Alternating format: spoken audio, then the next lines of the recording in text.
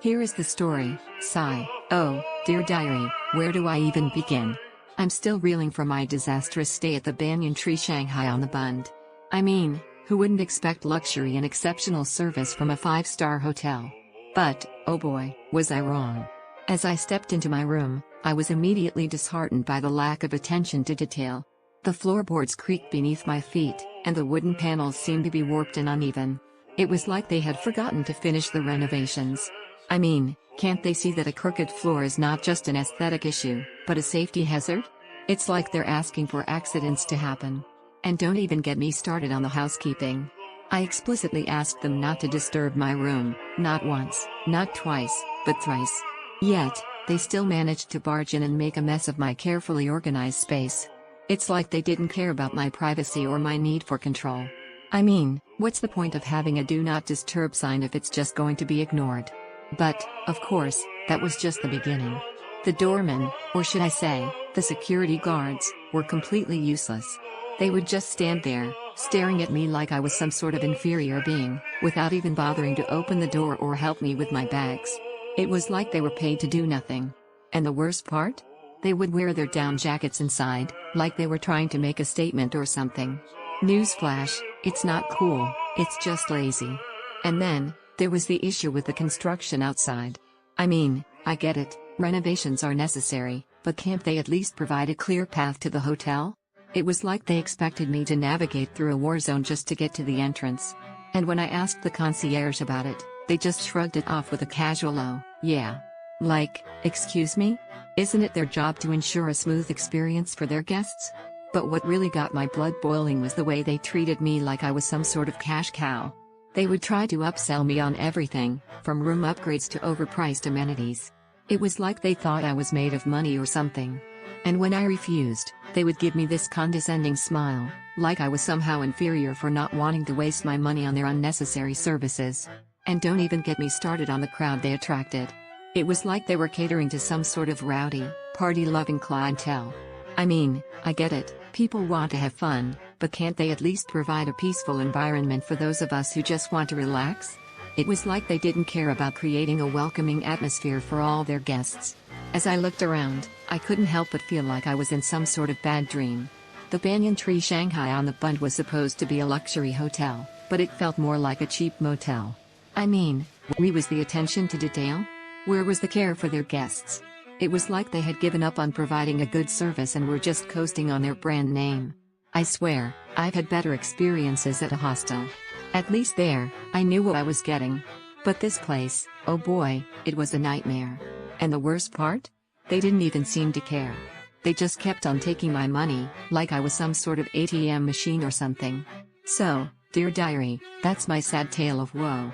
I hope you, dear reader, can learn from my mistakes and avoid the Banyan Tree Shanghai on the Bund like the plague.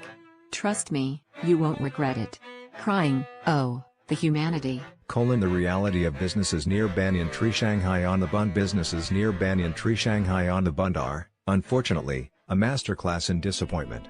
If you are expecting luxury, charm, or even basic competence, think again. The area is a graveyard of overpriced mediocrity, where service is an afterthought, and the only thing consistent is the letdown. Let's start with shopping. If you enjoy paying double for the privilege of standing in a soulless, overcrowded box, IFC Mall is your paradise. The place doesn't just lack personality, it actively drains it from you. Visitors complain about zero seating, jacked up prices, and the kind of sterile atmosphere that makes an airport terminal feel homey. Why? Because IFC Mall isn't designed for humans, it's designed for wallets. Tourists expecting a cultural shopping experience get Gucci at European prices, minus the European charm.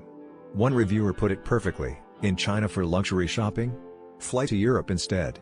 At least there, they pretend to care. Then there's the coffee scene. Or rather, the non-existent coffee scene. Arabica Coffee Roasters, a name that should promise artisanal perfection, instead delivers confusion. Multiple reviews warn of a wrong location, meaning people trek through Shanghai's chaos only to find nothing. Or the wrong thing. Or maybe just despair.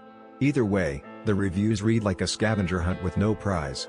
If you crave caffeine near Banyan Tree, prepare for a gamble, one where the house always wins. Now, nightlife. Ah, Bar Rouge. Where do we begin? The view? Stunning. The vibe? Like walking into a party where you weren't invited. Staff here have perfected the art of making guests feel like nuisances. Pushy drink sales, arbitrary dress codes, no shoes allowed, unless it's Tuesday at 6 p.m., who knows?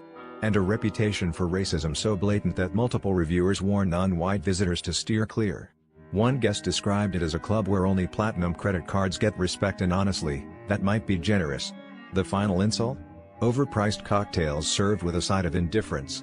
And let's not forget the hotel itself. Banyan Tree Shanghai on the Bund should be a sanctuary. Instead, it's a case study in mismanagement.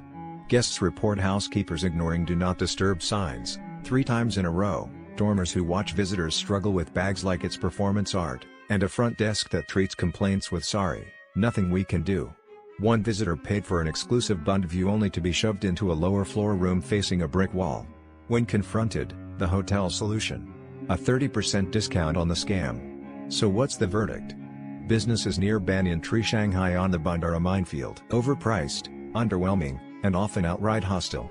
If you must stay here, brace yourself, bring patience, lower expectations, and maybe a credit card with no limit. Otherwise, Shanghai has better options. This isn't luxury. It's a trap. You know, I've been looking into crimes near Banyan Tree Shanghai on the Bund, and, oh boy, it's like, super scary. So, you're walking around, enjoying the views of the Huangpu River, and suddenly, you're a victim of a scam. Like, what's the point, right?